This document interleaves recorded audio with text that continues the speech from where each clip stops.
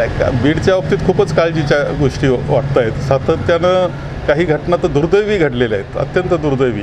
म्हणजे महाराष्ट्राला ज्याची लाज वाटावी अशा घटना दुर्दैवानं घडत आहेत आणि ते अजूनही चालू आहे. काळजीच्या गोष्टी आहे की आणि बीडचा संसर्ग हा ना इतर जिल्ह्यात जाऊ अशी काळजी, कारण ज्या पद्धतीचं राजकारण आता सध्या सुरू आहे त्यामुळं असा संसर्ग जर वाढत गेला तर या राज्याचं होणार काय आणि देशाचं होणार काय ही काळजी वाटून जाते.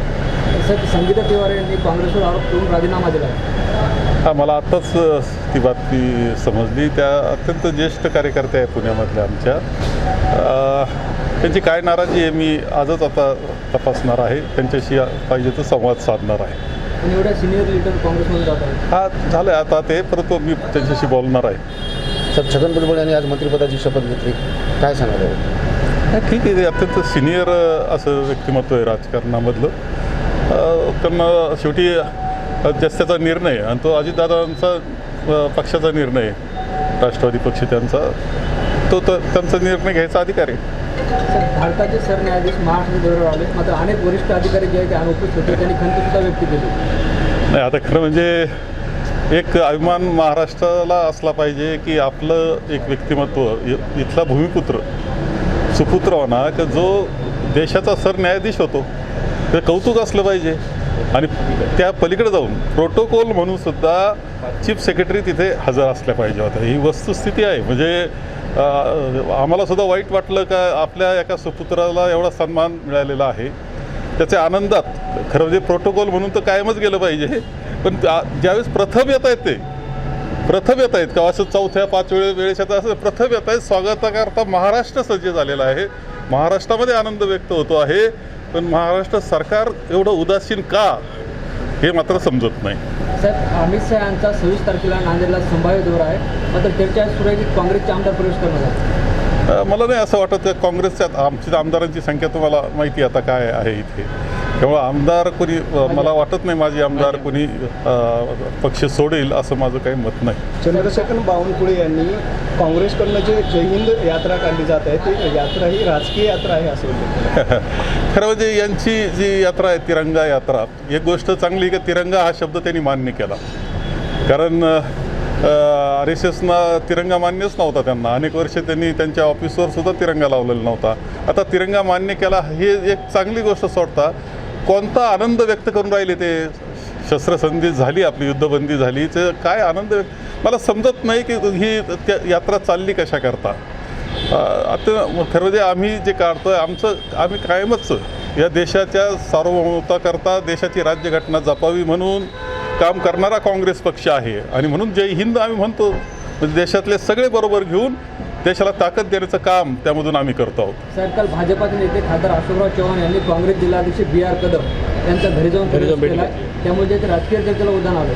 नाही, चर्चा काय करणार. ते BR कदम आमचे अत्यंत ज्येष्ठ असं व्यक्तिमत्व आहे. अध्यक्ष म्हणून सुद्धा नांदेडचं काम त्यांनी नांदेड जिल्हा सांभाळलेला आहे. आणि हे पक्षाच्या पलीकडं जाऊन, राजकारणाच्या पलीकडे जाऊन भेटीगाठी तर करू शकतं कुणी कोणाच्या.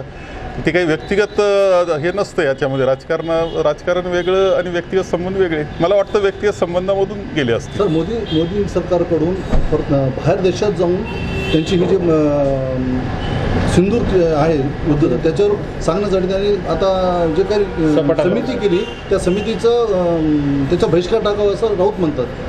नाही, आता असं आहे की त्यामध्ये अखिल भारतीय काँग्रेस कमिटीनं काही धोरण घेतलेलं आहे. काही लोक जात आहेत, भारताची बाजू मांडण्याचं काम त्यामध्ये करायचं आहे.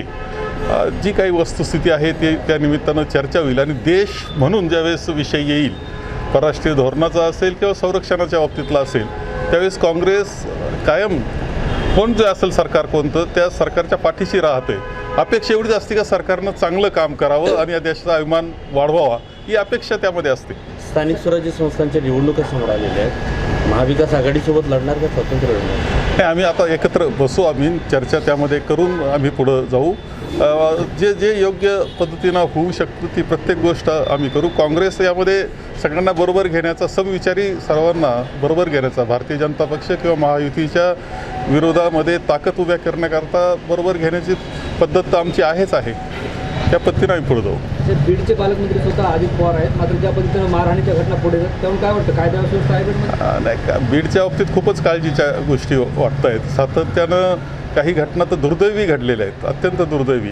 म्हणजे महाराष्ट्राला ज्याची लाज वाटावी अशा घटना दुर्दैवानं घडत आहेत आणि ते अजूनही चालू आहे.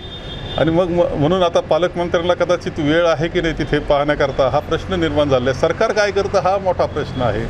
काळजीची गोष्टी आहे की आणि बीडचा संसर्ग हा ना इतर जिल्ह्यात जाऊ अशी काळजी, कारण ज्या पद्धतीचं राजकारण आता सध्या सुरू आहे त्यामुळं असा संसर्ग जर वाढत गेला तर या राज्याचं होणार काय आणि देशाचं होणार काय ही काळजी वाटून जाते. एकीकडे अजित पवार म्हणतात की राष्ट्रवादी काँग्रेसमध्ये गुन्हेगारांना प्रवेश नाही, पण नांदेडमध्ये गँगस्टरला प्रवेश दिला जातो. कालच एका मतदारांना प्रवेश दिला. नाही तर आता त्याचं विश्लेषण तुम्ही केलं पाहिजे. मीडिया याच्याकरताच असतो की जे सत्य आहे ते बाहेर आणण्याकरता. जे सत्य असेल ते बाहेर आणा तुम्ही.